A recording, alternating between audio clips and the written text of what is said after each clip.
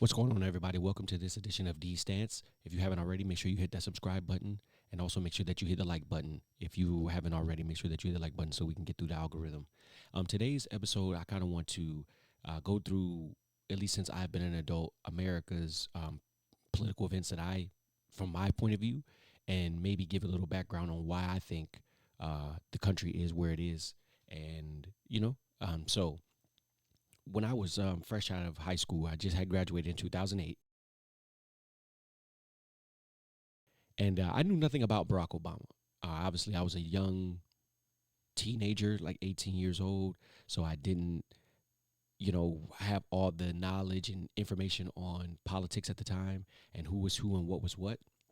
So when everybody was so excited for Barack Obama that summer of '08, I was with it too. I wasn't excited necessarily because I didn't know much, but I was excited because he was a black guy, a black man, and that he was running for president and that everybody was happy. That's all I knew.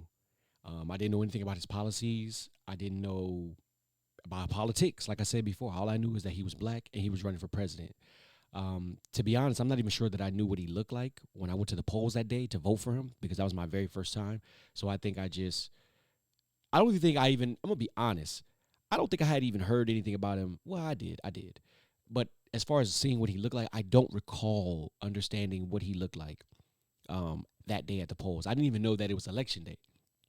Um, I think my mom might have said it to me uh, in passing or in a text or something like, "It's election day. Make sure you go vote." So, yeah, I went and voted that day. That was my very first time voting. I didn't know anything about Barack Obama. I didn't know anything about his policy. I didn't know anything about his character, anything about his background. I knew nothing about the dude except that he was black and that he was running for president. And so I remember that day, I voted for him.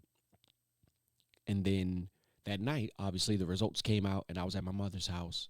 And when he won and came out on the stage and gave a speech, it was like this magnetic, momentous occasion. And everybody was, well, not everybody, my mother was crying. And I just remember sitting there on the couch watching her cry.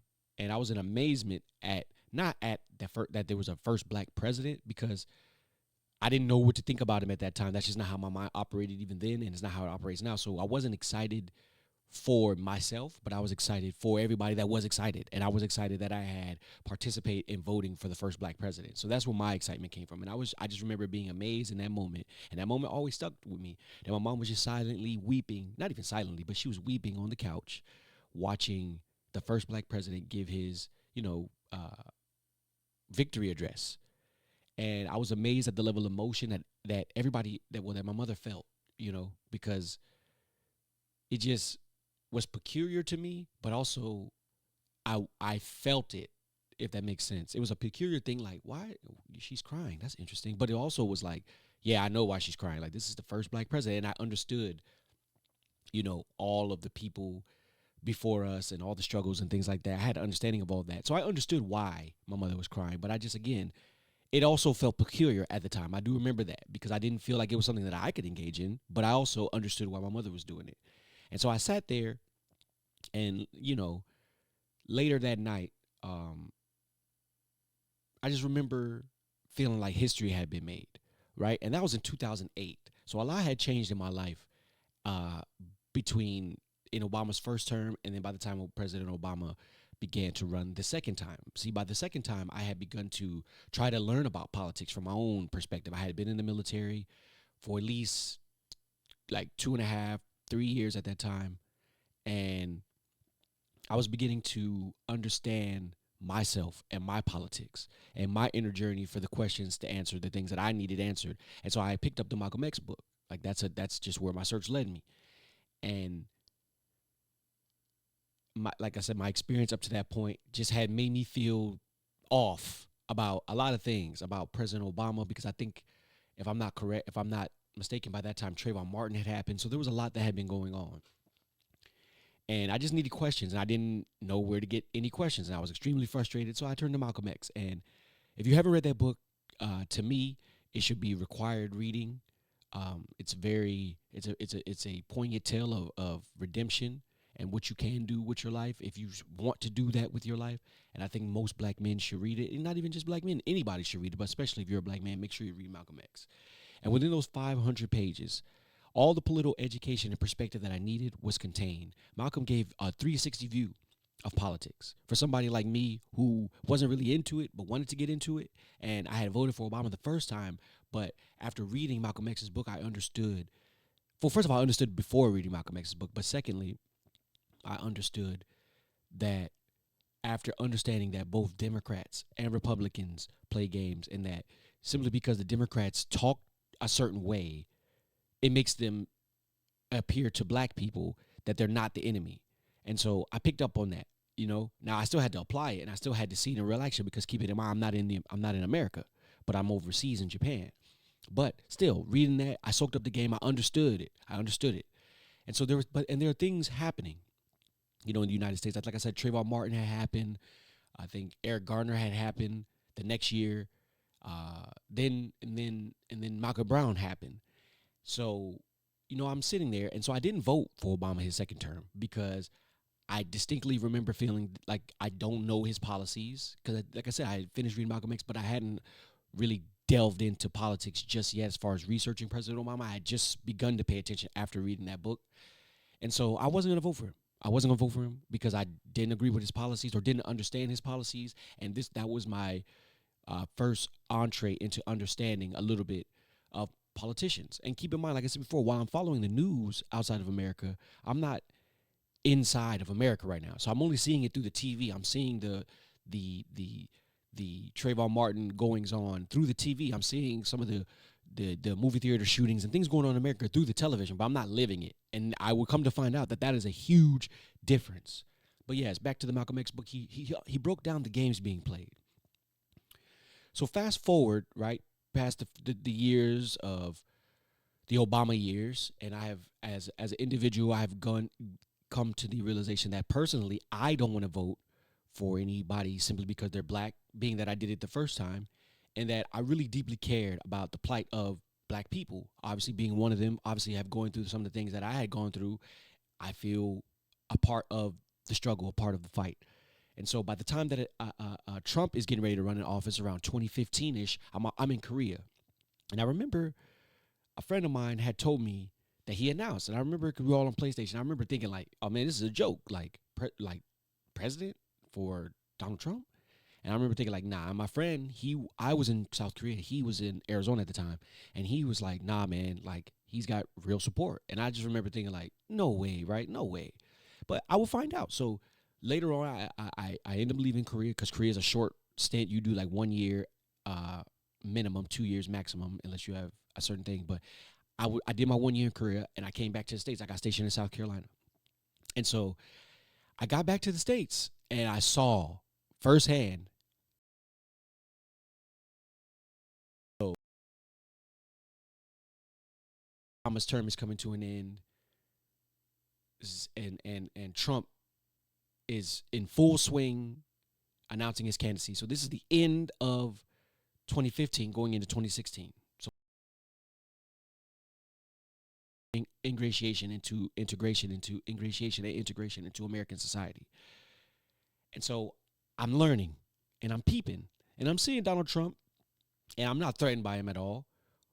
But I'm also seeing that definitely his support is way more than I ever thought, and he has political ideologies, but like I said, keep in mind, I'm not in the States, and I'm gonna be honest, I wasn't following, so I didn't really understand what Donald Trump was about, but I quickly learned while I'm sitting there watching.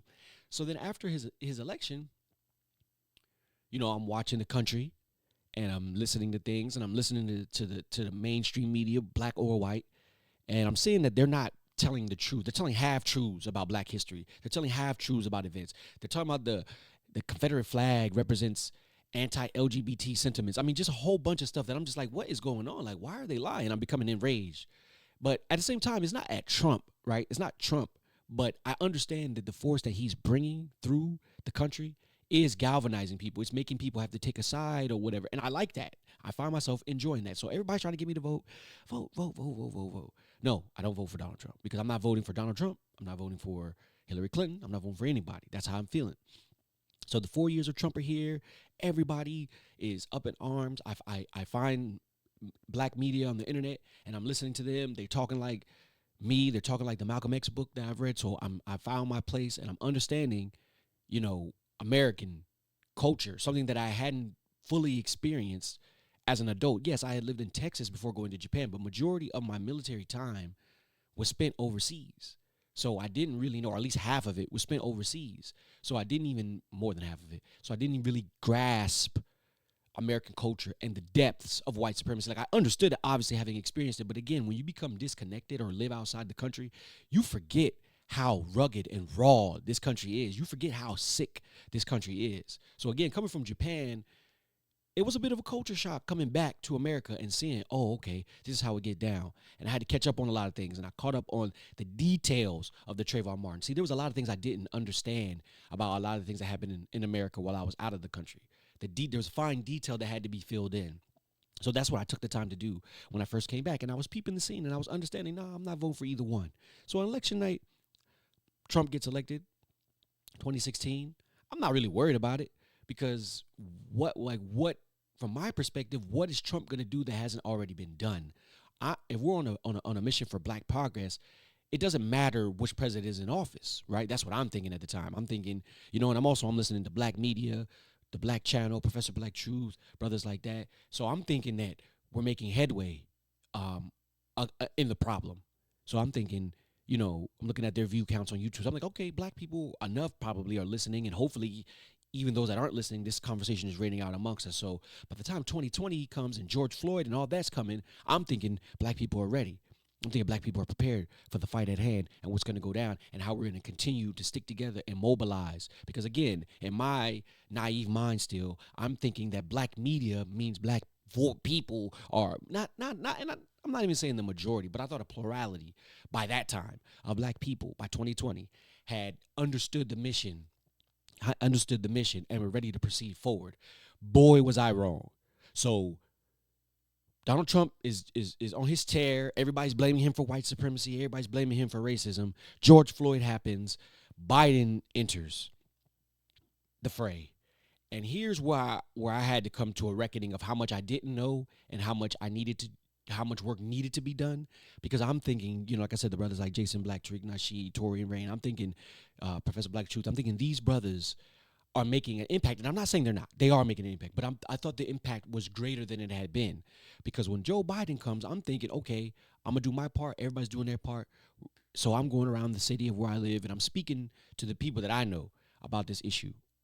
And I began to realize that Black people, like I said, I knew this. Like I had read Malcolm X's book. I had listened to the Black Channel. I had listened to Professor Black Truth. I had listened to all these Black media voices. So I knew that we were scared. But again, sometimes being confronted with it from people that you think you were on the same wavelength with, that can shift your whole perspective. So I remember having a conversation with a guy that I'm thinking we're on the same page, right? Like he understands this, and he's telling me about how Joe Biden is something new and he's something different, and we just got to get away from Trump. And and I'm thinking like, brother, like how? We're debating this, and I'm thinking like, how is Joe Biden any different than Trump? Like he's been in Congress? No, he's something new. I'm like, how is somebody new who's been in Congress for 50 years? Like how?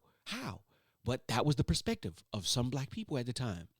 And I thought after George Floyd had happened, I'm seeing the protests, I'm seeing everything. I'm thinking we're going to hold the fort because I'm thinking Black people understand, like again, not all of us, but I thought a plurality of us understood that it didn't matter who was in office. It didn't matter who the president was, because if you looked under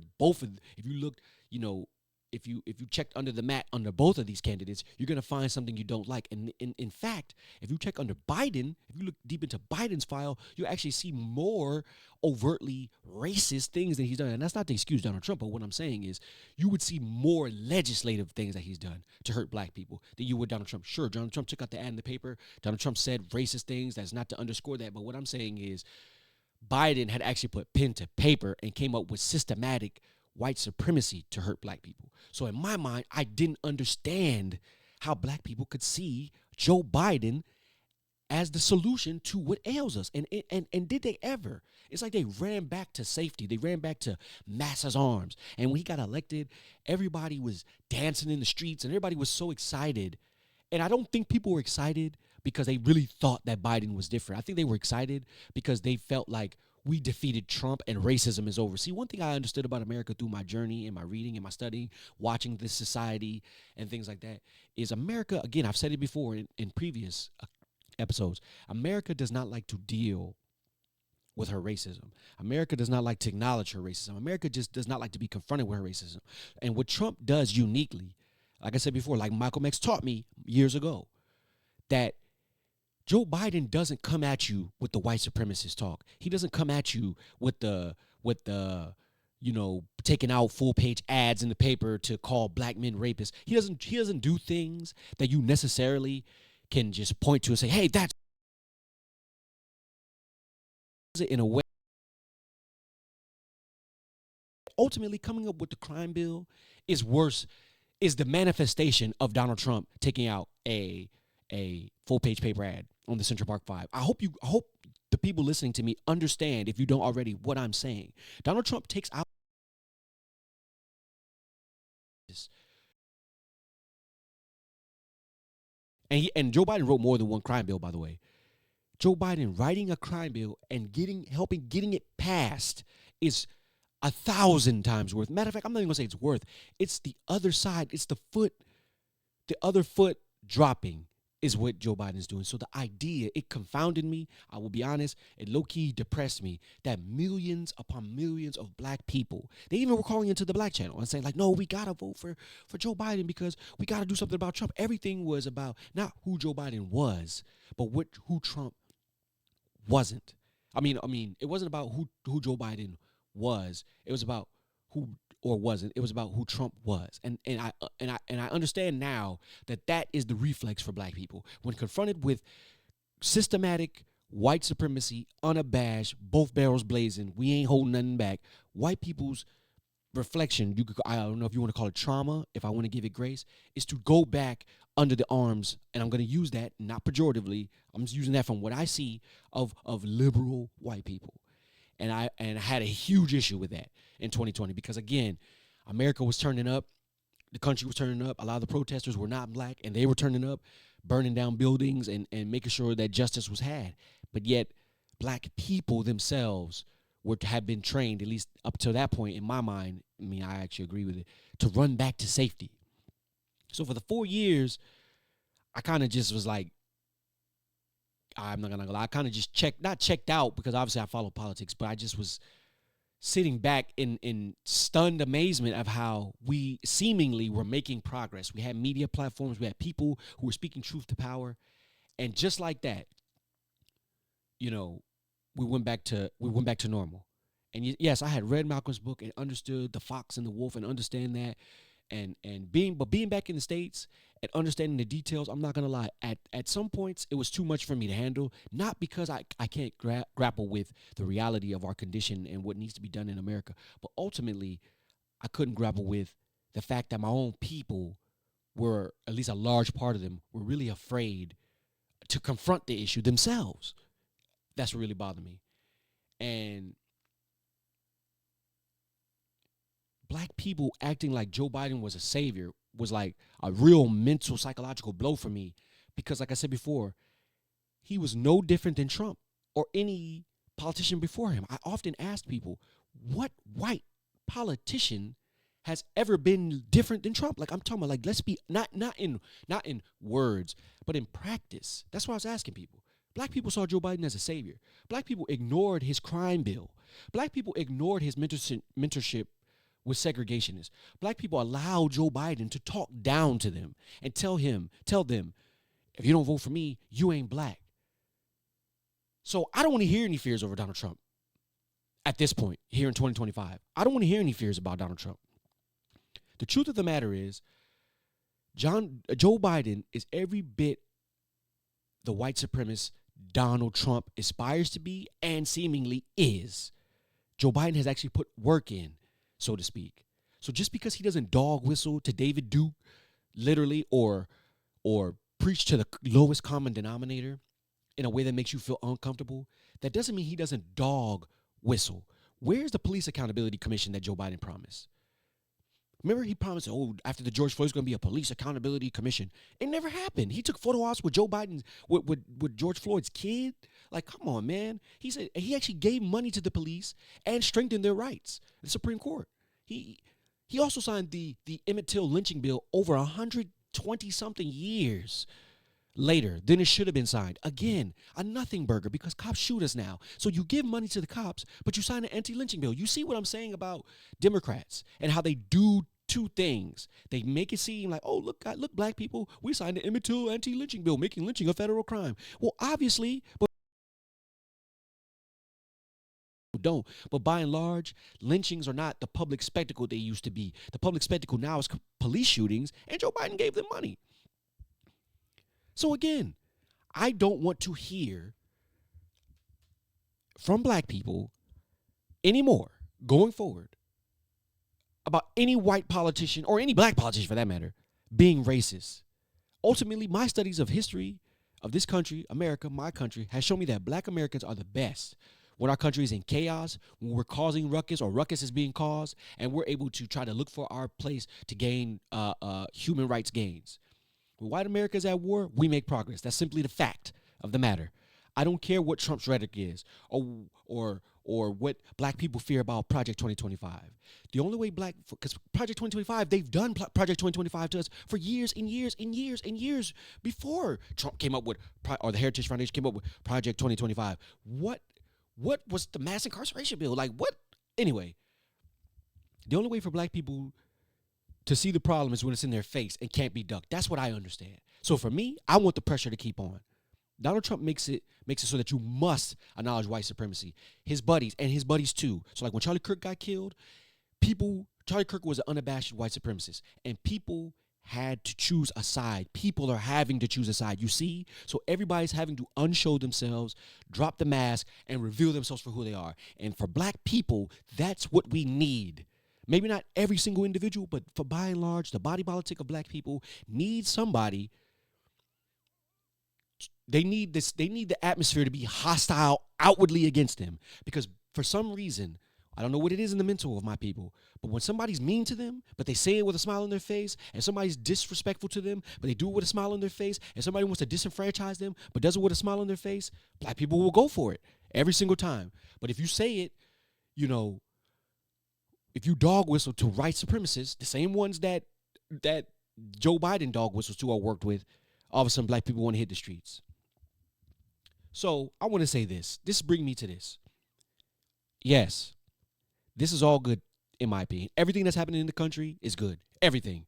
Everything Pete Hegseth is saying, everything Donald Trump is saying, everything Stephen Miller is saying, Charlie Kirk, all of it is good. And I want to say you right here, yes, I voted for Trump because I made a pragmatic decision to fuck shit up.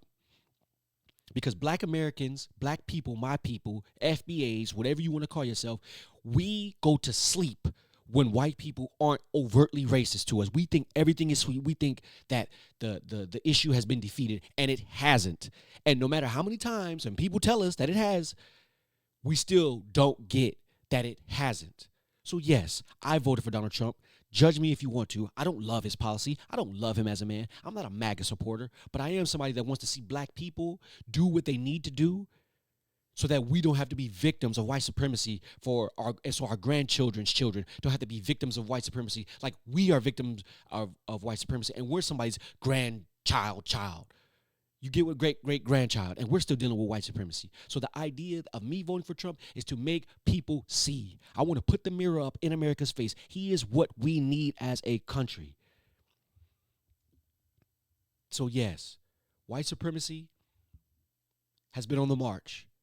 From the left and the right, the wolf and the fox have made a sick, twisted, dog-like pack, and they're out to destroy anybody and protect white power, and that means going at black people in this country historically. My name is Demetrius, and this has been D's Stance.